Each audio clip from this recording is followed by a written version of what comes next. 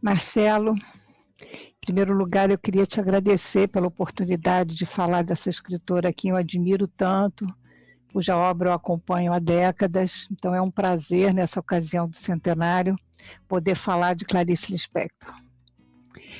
Mas antes de começar a falar de Clarice, eu queria te parabenizar pelo projeto que você está tocando aí em nome da literatura, da valorização desse patrimônio escrito nacional. Meus parabéns pela iniciativa, tá? Bom, você me pediu para falar da Clarice e a crônica. Então, primeiro eu acho importante assinalar que a atividade da Clarice na imprensa, em geral, já que a crônica foi veiculada pela imprensa, já se deu em meados dos anos 40, diferentes veículos, revistas de cultura, depois colunas femininas que ela assinou.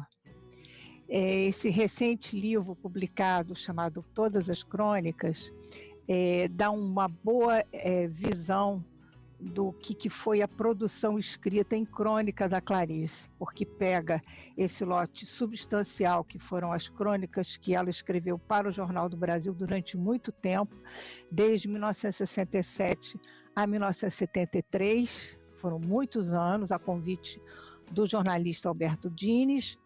Lá tem também crônicas que ela publicou em outros veículos, como o Jornal, Revista Senhor, Última Hora, e também crônicas que saíram em livros, como na Legião Estrangeira, né, para não esquecer que fica dentro da Legião Estrangeira, na Via Crucis do Corpo, tá? Bom, esse é um histórico assim breve da atividade da Clarice cronista, que percorreu boa parte da vida dela, mas que se acentuou nos anos 60, né, a partir dos anos 60. Eu acho que para falar da crônica em Clarice é importante primeiro a gente situar do que é isso, do que a gente está falando. A crônica, né? A crônica, pela etimologia grega da palavra, vem da palavra cronos, que quer dizer tempo. Então, a crônica é uma produção textual regulada pelo tempo, ou seja, acontecimento de agora. Embora ela possa trazer evocações, sempre partiria de um acontecimento presente. Essa explicação etimológica, evidentemente, não dá conta da versatilidade do gênero, tanto nos assuntos quanto na linguagem. É realmente difícil você encapsular a crônica, assim como seria difícil você trazer um único modelo para o que seria romance, mas a gente tem coordenadas gerais. Uma ajuda boa é um grande amigo da Clarice, o Fernando Sabino, um excelente cronista mineiro, no texto que ele escreveu, A Última Crônica, em que ele comenta ali como aquilo que é aparentemente corriqueiro, irrisório, sem importância, ele pode, na crônica, despertar, revelar o que o outro é capaz de causar no cronista. Então, fazer esse compartilhamento de experiência. O crítico Antônio Cândido, a quem eu admiro muito, né, um dos maiores nomes nos estudos literários do Brasil, ele chama a composição daquilo que se ajusta à sensibilidade de todo dia. Ou seja, a crônica, ela nasce e se desenvolve no jornal, quer dizer, ela realmente se desenvolve no jornal.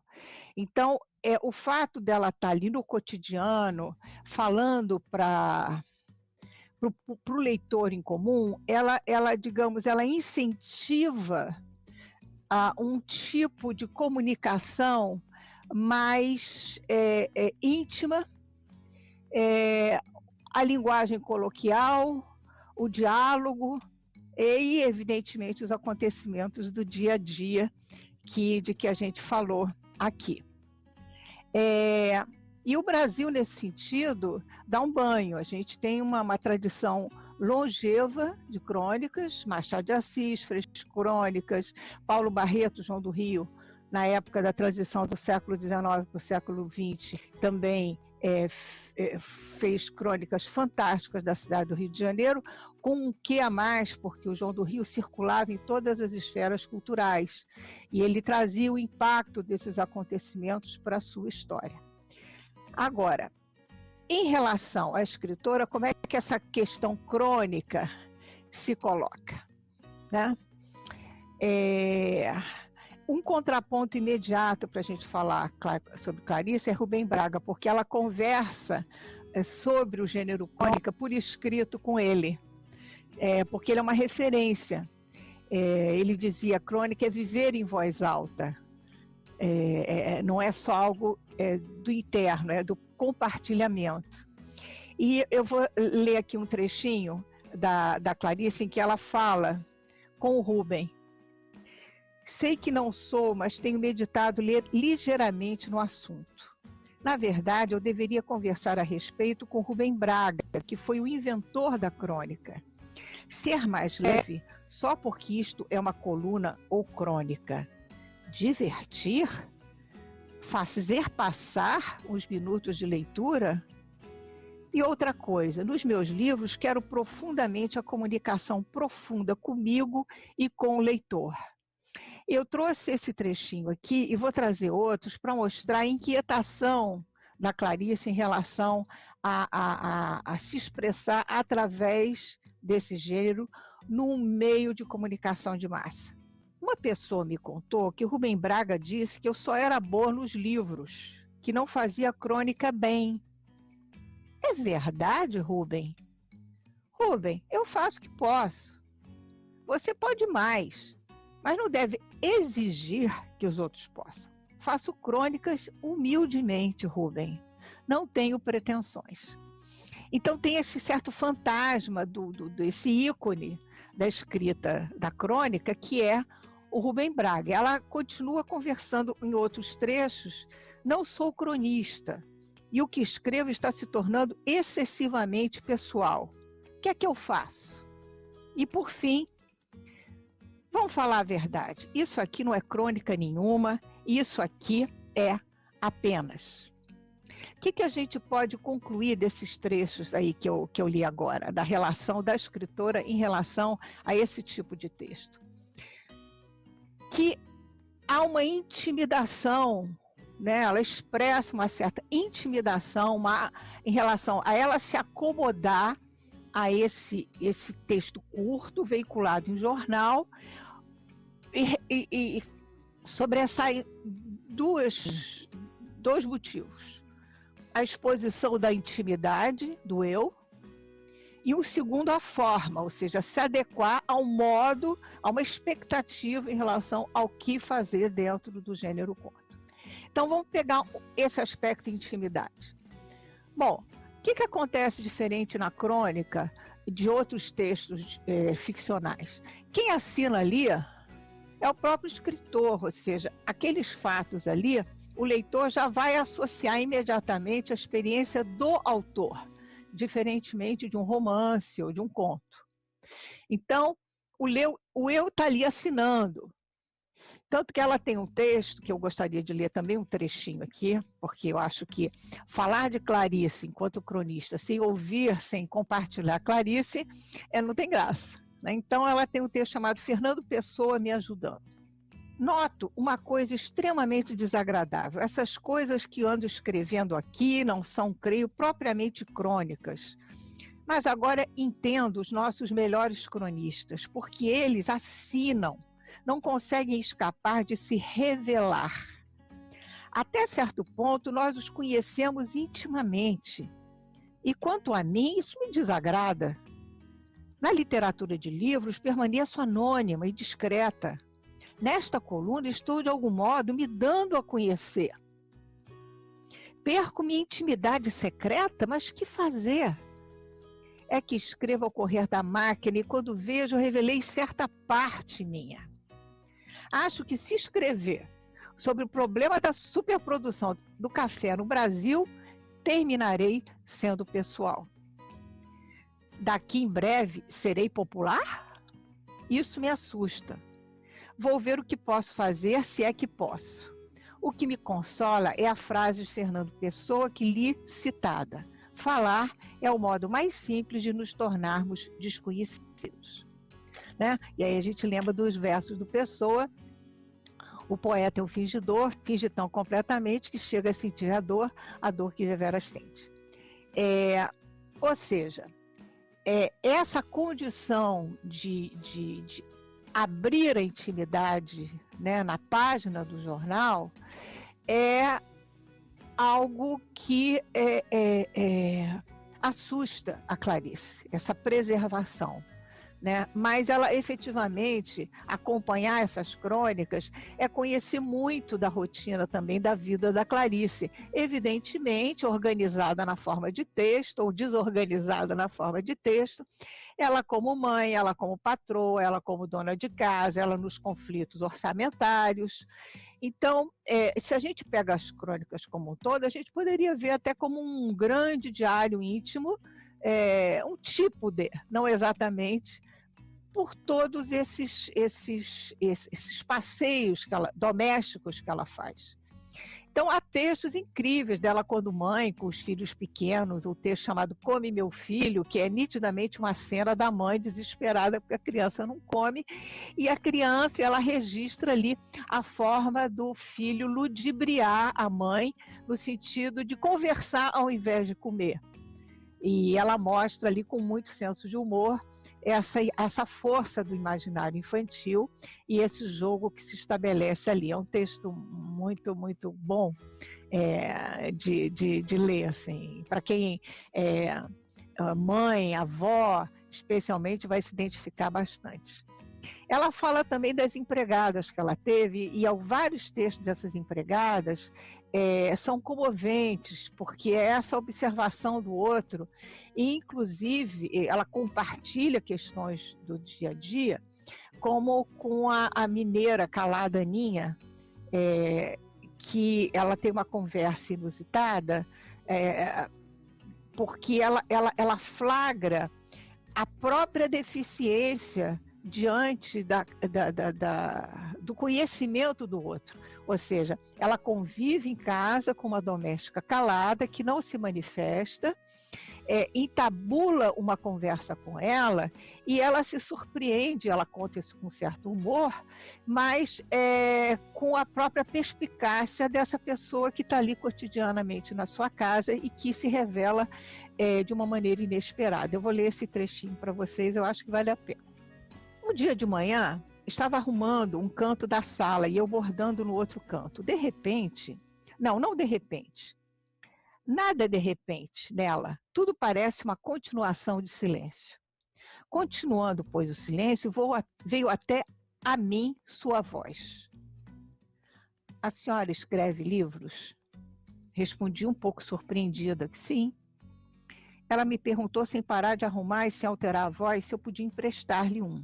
Fiquei atrapalhada, fui franca. Disse-lhe que ela não ia gostar de meus livros porque eles eram um pouco complicados. Foi então que, continuando a arrumar e com voz ainda mais abafada, respondeu: gosto de coisas complicadas. Não gosto de água com açúcar. E assim a Clarice nos leva para o mundo da sua casa, do seu cachorro Ulisses, dos bichos, né, que entram na casa, do cotidiano, é uma esperança isso. Então, e todos esses eventos cotidianos, ela vai contando, mas evidentemente a Clarice Lispector, ela vai fazendo com que isso se expanda, né, com que alcance reflexões de autoconhecimento, de investigação sobre a palavra, de investigação sobre a subjetividade. E, além da casa, é o bairro onde ela mora, ali o Leme, no Rio de Janeiro, e a cidade como um todo.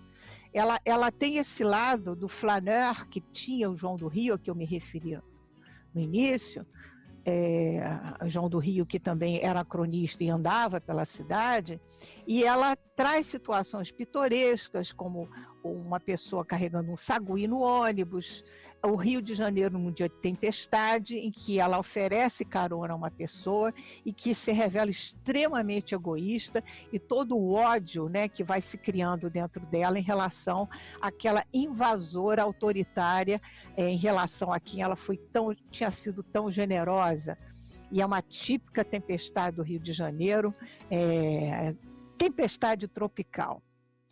Ela nos passa essa comoção que ela sempre nos passa em relação aos animais. Tem um trecho aqui, a morte de uma baleia.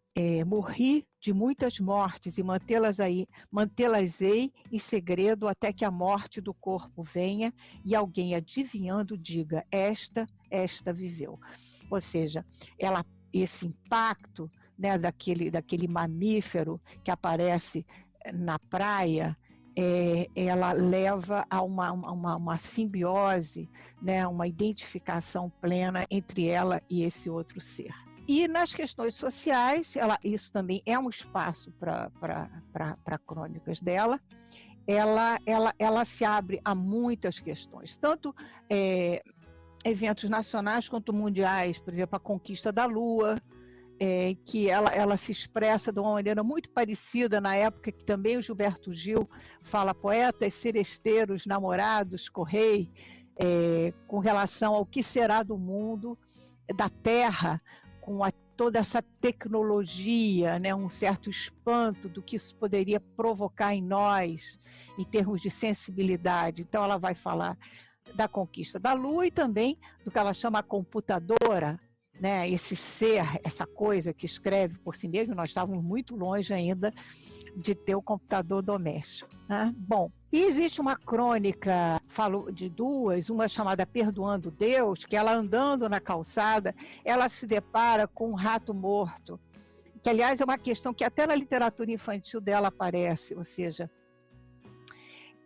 diante da figura de Deus, por que existem, né, esses seres, digamos, asquerosos, esses seres abomináveis, e ela se confronta diante de Deus. E a última que eu citaria nesse tópico do social é uma que vem tendo tido uma grande repercussão midiática, né, hoje em dia, que é Mineirinho, e uma repercussão triste pela atualidade desses crimes praticados pelo Estado, através de agentes do Estado, em relação aos, entre aspas, bandidos, os fora da lei. E ela questiona isso de uma forma muito contundente, em diálogo com uma empregada, que, como ela sabe que foi uma morte covarde, um assassinato covarde no Mineirinho, e ela toca, então, numa questão muito popular. Recentemente, na minha peça Ao Redor da Mesa com Clarice Lispector, quando eu transpus ela para a websérie, eu transformei esse texto da Clarice num rap, porque eu pensei assim, o Mineirinho hoje gostaria talvez de um rap, talvez na época de um samba, para mostrar como Clarice se aproxima de questões nossas, em várias dimensões. Nós como cidadãos, nós como pais e mães, nós como filhos, nós como amigos, nós como artistas. E eu acho que valia a pena, enfim, ver isso, né? Como é que aparece esse Mineirinho no rap, como é que ele fala dessa dor que a gente pode e deve ter em relação ao sofrimento alheio. Não por caridade, né, por outro caminho, o caminho da humanidade mesmo. Bom, e aí eu falei da questão da intimidade, né, que tem a coisa da casa, tem a questão da vida do mundo, as transformações do mundo, dos temas mais diretamente sociais. E tem o outro lado, que é a forma crônica, né? Ou seja, certa cobrança que ela aparentemente naqueles trechos, né, se faz em relação a estar dentro do modelo dos grandes cronistas brasileiros, mas a gente tem que perceber que nessa cobrança, nessa certa forma de dizer eu não sei fazer isso dessa maneira, também é uma afirmação do próprio jeito dela ser como escritora. Então, a crônica, ela usa da liberdade para avançar e criar, dar uma dimensão de investigação de linguagem e transpor o efêmero da crônica em temas de maior amplitude. Então, seja na provocação de uma palavra, como ser bobo, que ela vai invertendo a possibilidade de entendimento que é ser uma pessoa boa, até revolucionar a própria apresentação na página, trazer, em vez de um texto corrido, pequenas histórias curtas. Isso logo de início ela começou a fazer isso, quando ela começou a publicar no jornal do Caderno B do JB. E se permitiu reflexões altamente abstratas e que têm a ver com práticas cotidianas. Essa transição entre o pequeno e o grande, que é uma das marcas da literatura de Clarice, que fica muito claro em Laços de Família, o livro de contos, por exemplo, que tem várias situações cotidianas e que, de repente, ela abre um leque de questões a partir de uma cena doméstica e que você fica atordoado com a capacidade dela de percepção e tradução dessa percepção de mundo ali. Então, trouxe aqui dois trechos. Sei que o que escrevo aqui não se pode chamar de crônica, nem de coluna, nem de artigo, mas sei que hoje é um grito de cansaço. Já falei do perfume de jasmim? Já falei do cheiro do mar. A terra é perfumada e eu me perfumo para intensificar o que sou. Por isso, não posso usar perfumes que me contrariam. Perfumar-se é uma sabedoria instintiva. Outro, amar não acaba. É como se o mundo estivesse à minha espera e eu vou ao encontro do que me espera. Então, a gente tem, lendo essas crônicas, é um passeio magnífico, né, pela sensibilidade, pelo que propicia de conhecimento do Brasil, da cidade do Rio de Janeiro, da renovação da linguagem literária. Isso nos leva a dimensões absolutamente inauditas, e as cenas de muito humor, esse tipo de texto permite ela brincar com muita liberdade, se tornar mais evidente, o humor que já existe dentro da obra dela se torna mais explícito. Enfim, para finalizar, eu diria que a crônica é uma excelente entrada na obra da Clarice. Ela ajuda a chegar perto, pode ser um caminho para depois se entrar nos romances e nos contos, pela dimensão, pelos diferentes níveis de leitura que pode ter. E o lado de inovação que existe ali é dificilmente alcançável. Realmente ela reinventou a crônica para a nossa alegria como leitores. Então, é um convite que eu faço a todo mundo a ler as crônicas da Clarice.